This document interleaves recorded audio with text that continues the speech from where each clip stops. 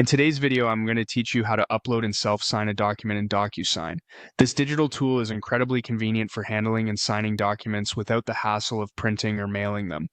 Let's walk through this process together so you can effortlessly manage your documents in no time. First, you'll want to head over to the DocuSign website. Open your preferred web browser and navigate to the DocuSign homepage. If you don't have an account yet, take a moment to register. It's a simple process, and having an account will allow you to access this powerful tool anytime you need it. Once you're logged in, you'll find yourself on the homepage. From here, you should see an option that says Sign a Document. Go ahead and click on that. This will bring you to the document signing area.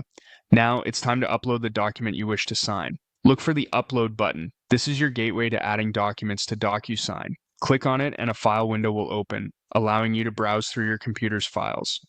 Select the document you need to sign and confirm your choice. DocuSign will immediately recognize the file and prepare it for the next steps.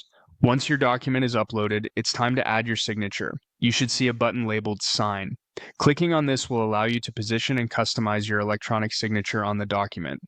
DocuSign provides a user-friendly interface where you can create your signature by either drawing it with your mouse or typing it in a preferred style. This personalization step ensures your document is not only professional but also legally recognized.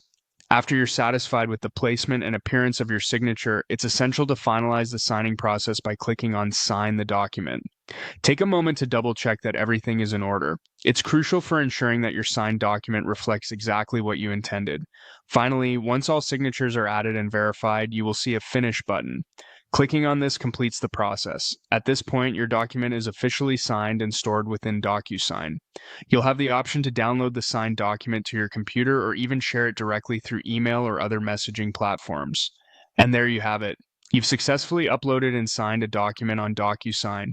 This process not only saves time but also enhances the speed and efficiency of handling important paperwork.